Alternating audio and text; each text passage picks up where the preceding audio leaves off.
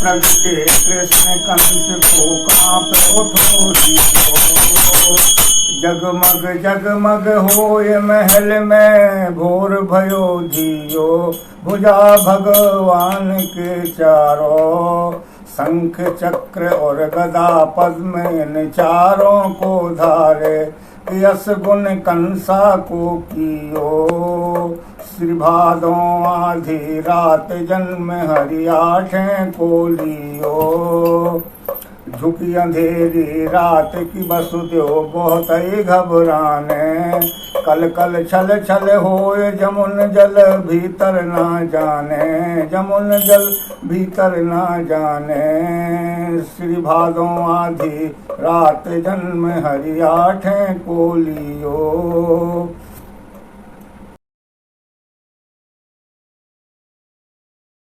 आज बहुत दिनों बाद आप लोगों के सामने व्लॉग बनाने के लिए बैठी हूँ, अपना हालचाल देने के लिए बैठी हूँ।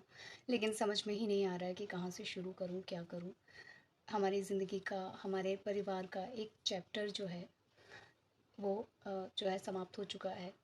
और ये जो बीते कुछ दिन हम लोगों की लाइफ में थे वो इतनी सडनली इतने ड्रास्टिक चेंज भरे हुए थे कि उसको हमारा माइंड, हमारा दिल जो है एक्सेप्ट नहीं कर रहा था। सभी लोग समझ सकते हैं क्योंकि ये सारी चीज़ें हर किसी के लाइफ में आती हैं, हर कोई इससे ज़रूर से गुज़रता है।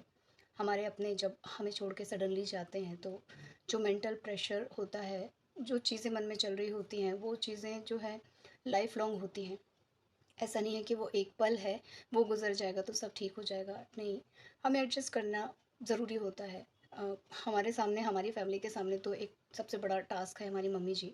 उनको सँभाल के रखना और उनकी चीज़ों का ध्यान रखना और ज़्यादा ज़रूरी हो गया क्योंकि अभी तक हम लोग हर चीज़ को एन्जॉय करते हुए और अपनी लाइफ़ में मगन, सब लोग अपने-अपने काम को करते हुए सब एक साथ जो है मिल के चल रहे थे। लेकिन सडनली जो है बाबूजी का जाना, वो किसी के गले से नहीं उतरा और मम्मी का परेशान होना तो जायज़ है, बनता ही है और उनसे कोई चीज़ छुपी नहीं रह सकती क्योंकि हम लोग मेंटली इतने डिस्टर्ब थे। और एक चीज़ मैंने देखी कि इतना सब कुछ होने के बाद भी हम सब डिस्टर्ब थे। जब मैं डाउन हो रही थी तो मेरा बेटा, मम्मी जी सब मिलके थोड़ा-सा पुशअप कर रहे थे कि नहीं करो, ठीक करो, सब अपने आप को ठीक करो। जब वो डाउन होते थे तो मैं उनको समझाती थी, सपोर्ट बन के खड़ी होती थी, पिलर बन के खड़ी होती थी। और कभी लाइफ में ऐसा सोचा नहीं था कि मेरे हस्बैंड और मेरे देवर इतने डाउन हो जाएँगे, इतना मतलब मन से टूट जाएँगे। तो होता है, मैंने देखा है क्योंकि मेरी फैमिली मायके में बहुत बड़ी है, तो हमने ये सारी चीज़ें फ़ेस की हैं। मगर इधर बीच जब से मेरी शादी हुई थी, मैंने अपनी दुनिया ही समेट ली थी। सिर्फ़ अपना ससुराल, सिर्फ़ अपने इन-लॉज़, बस उन्हीं के साथ रहना, उन्हीं का ख़्याल रखना, अपने बेटे के साथ टाइम स्पेंड करना, यही मेरी लाइफ़ का पूरा एक मेन एजेंडा था। और ऐसा नहीं है कि मुझे कोई शिकायत थी, मैं खुश होती थी। लेकिन अब पूरा एक चैप्टर जब क्लोज़ हुआ लाइफ़ का, समझ नहीं आ रहा था कि अब क्या करें। घर में ऐसा सन्नाटा पसरा था जिससे जो हमें खाने को दौड़ रहा था। काम बहुत सारे थे, सभी चीज़ें मैनेज करना थी, क्या कैसे होगा, वो सारी चीज़ें जैसे ही वो टॉपिक्स बंद होते तो फिर सब एकदम बाएँ-बाएँ करके पूरा घर जो है काटने को दौड़ने लग जाता। हमारा जो रूटीन था वो पूरे 24 आवर एकदम मेंटेन थे कि हम कितने घंटे सोएँगे, हम कब खाना खाएँगे, हम कब दवाई देंगे, हम कब सामने वाले का ख़्याल रखेंगे, क्या उसको किस समय पे चाहिए। वो सारी चीज़ें एकदम से जब क्लोज़ होती हैं तो आप लोग समझ पा रहे होंगे, मैं शायद वर्ड्स में उतना अच्छे से बता भी नहीं पा रही हूँ। लेकिन फिर भी ठीक है, मूव ऑन करना है, ज़िंदगी तो जीना है और सबसे बड़ी बात कि मम्मी को सँभालना है, मम्मी का ख़्याल रखना है। हम पूरी कोशिश कर रहे हैं, जितना वो एन्जॉय करती थी हमारे साथ, जितने अच्छे से खुश रहती थी, वो चीज़ें तो अभी नहीं हो पाएँगी क्योंकि हम अंदर से अपने आप को खुश नहीं कर पा रहे हैं, हम अपने आप को पुश नहीं कर पा रहे हैं। बीच में उत्कर्ष की कंडीशन बहुत ख़राब हो गई थी। जब ये सारी चीज़ें चली, हमारे यहाँ 13 डेज़ पूरा होता है, तब तक आपको बहुत सारी चीज़ें माननी होती हैं। 10 डेज़ तक आपको काफ़ी सारे चीज़ों का पालन करना होता है। और घर में ऐसा वातावरण, टीवी नहीं चल रही है, कोई आ नहीं रहा, कोई जा नहीं रहा, आप कहीं जा नहीं सकते, तो उससे बच्चे को जो मेंटल डिस्टर्बेंस हुआ ना, वो चीज़ मैं देख के बर्दाश्त नहीं कर पा रही थी। मेरा बेटा पहले भी बाहर नहीं जाता आता था, लोगों से नहीं मिलता था क्योंकि हमारे घर का शेड्यूल ही ऐसा था, लेकिन फिर भी खुश रहता था। जब ये माहौल आपके घर में पसरा है तो उस समय बच्चों के लिए कितना इम्पोर्टेंट हो जाता है उनको सपोर्ट करना, उनको कैसे सँभालें। और यूजुअली आपके रिलेटिव्स आ जाते हैं और उससे घर भरा-भरा लगने लगता है और वो टाइम पीरियड जो बहुत क्रूशियल होता है, बहुत टफ होता है, वो निकल जाता है। बट हमारे यहाँ वो भी नहीं था क्योंकि इधर बीच एग्ज़ाम्स चल रहे हैं, टेस्ट चल रहे हैं, सभी के बच्चे बड़े हैं, सबकी अपनी एजुकेशन है, छुट्टी नहीं मिल रही है।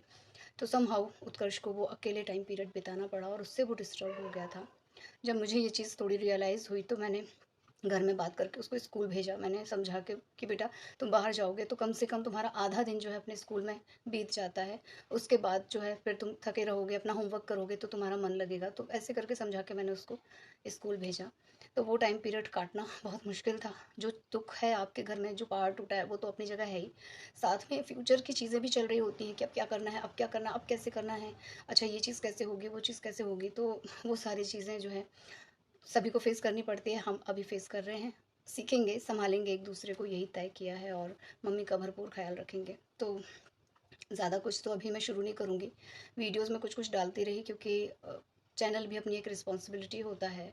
जैसे इनका स्कूल, ऑफिस, ये सारी चीज़ें बहुत इंपॉर्टेंट होती हैं। वो पूरा 13 डेज़ का आपको ब्रेक नहीं दे सकते हैं। वैसे ये जो चीज़ मैंने अपनी प्रोफेशनली तय शुरू की है, उस चीज़ को मैं ऐसे ब्रेक नहीं कर सकती थी। तो जो भी मेरे पास ओल्ड चीज़ें थी वो मैं कलेक्ट कर करके डाल रही थी, ताकि चैनल पे कुछ चीज़ जाती रहे।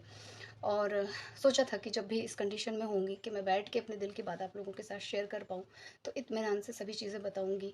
और मैं जानती हूँ मेरे जो बहुत ही क्लोज़ फ्रेंड्स हैं उन लोगों ने बहुत बहुत सपोर्ट किया, बहुत अच्छे से समझाया, बहुत सारी चीज़ें बताई। लेकिन होता है थोड़ा-सा ही टाइम गुज़रने में वक़्त लगेगा।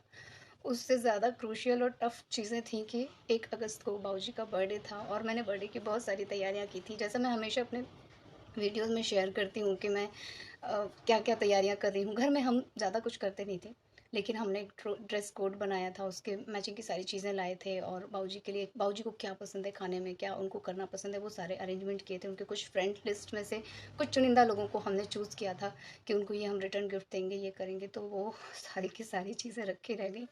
और वो 1 अगस्त वाला दिन तो हमारे लिए और ज़्यादा टफ़ था बिताना। लेकिन ठीक है, कभी ना कभी तो ये सारी चीज़ें होती ही हैं लाइफ में। बस यही बातें एक दूसरे को समझा रहे हैं। और उसमें भी क्या पॉजिटिव हो सकता है। इतनी सारी नेगेटिव एनर्जी आपके आसपास है, इतना सारा वातावरण आपके घर का सैड है, उसमें आप क्या अच्छा सोच सकते हो, वो प्रेशर जो है मैंने लेने की कोशिश की। और उससे मैं बस एक नतीजे पे पहुंची हूँ कि हमारे बाबूजी जो है अच्छे खासे चलते फिरते हंसते बोलते बच्चों के बीच थे। सडनली उनको ब्रेन स्ट्रोक हुआ और वो अगले दिन जो है हमें छोड़ के चले गए। उनकी रिकवरी नहीं हो पाई। डॉक्टर्स कह रहे थे ये तो बहुत माइनर स्ट्रोक है, इसमें तो रिकवरी हो जाती है। बट आपके पापा का डायलिसिस चलता है, किडनी वहाँ पे सपोर्ट नहीं कर रही है रिकवरी में, बल्कि वो फेलियर और होता जा रहा है। तो वहाँ पे जो है हम हार गए। नहीं तो हम शायद उनको वापस बचा लेते, हम वापस सब कुछ ठीक कर लेते। क्योंकि जब आपको स्ट्रोक होता है आप कोमा में चले जाते हो, आप कोमा में चले जाते हो तो आप कुछ फूड ले नहीं सकते हो। जिसका डायलिसिस होता है, जितना प्रोटीन उसकी बॉडी से निकल रहा होता है उससे चौगुना प्रोटीन उसकी बॉडी में डाला जाता है, तब कहीं जाके वो इंसान ज़िंदा रहता है। तो हम घर में तो ये सारी चीज़ें कर रहे थे। बट बाबूजी जब हेमरेज हुआ, वो माइनर उसमें चले गए, तब फिर ये हुआ कि उन्होंने ओरल सब कुछ लेना बंद कर दिया। और फूड नली जो होती है उससे कुछ 10 ml करके कुछ ऐसे दाल का पानी दिया जा रहा था। उसमें उनकी बॉडी बॉडी क्या रिकवर करती। वहाँ हॉस्पिटल में भी हमने उनका 4 टाइम डायलिसिस किया, अच्छे से हुआ। बट बॉडी में जो वीकनेस आ गई उसकी पूर्ति हम नहीं कर पाए, तो वो वहाँ पे मिसमैनेजमेंट हो गया। और फाइनली डॉक्टर्स को ये समझ में आया कि हम 3 दिन देखेंगे और उसके बाद ये हो जाएगा कि ये नहीं बच पाएंगे। तो हम 3 दिन की उम्मीद बचा लगाए हुए थे अपनी तरफ से सभी चीज़ें कि उनको लिक्विड में प्रोटीन पाउडर घोल के पिलाना, सब कुछ करना, कुछ डाल दे, कुछ बॉडी में चला जाए। लेकिन सडनली फिर वो चले गए। तो यही सारी चीज़ें हुई इधर बीच। मैं पूरा डिटेल आप लोगों के साथ नहीं शेयर कर पा रही हूँ, क्योंकि वो सारे सीन, वो सारी फीलिंग्स फिर से आती है ना, तो ऐसा लगता है कि शायद 2 दिन के लिए मैं फिर से धराशायी हो जाऊँगी वो सब सोच के। तो बेहतर है चीज़ों को फिर से मूव ऑन कर रही हूँ, फिर से शुरू कर रही हूँ, अपनी लाइफ़ को सेटल डाउन कर रही हूँ। घर के सारे लोगों को सबको समझाते हुए अपने-अपने काम को शुरू करना बहुत ज़रूरी है, क्योंकि लाइफ़ है, लाइफ़ को तो जीना पड़ेगा। हम हाथ छोड़ के नहीं बैठ सकते हैं। सो चलिए, यही अपडेट था मेरा अभी का। और आगे जैसे मेरे वीडियोज़ आते थे मैं बनाने की पूरी कोशिश करूँगी। उत्साह लाऊँगी अंदर, अपने अंदर एनर्जी लाऊँगी।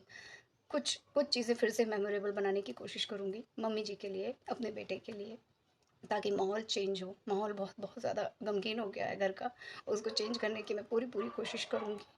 जो कर सकती हूँ, जो अच्छे से अच्छा कर सकती हूँ वो सब करूँगी, और आप लोगों के साथ शेयर करती रहूँगी। बस आप लोग अपना प्यार और आशीर्वाद ऐसे ही बनाए रखिएगा। Thank you so much.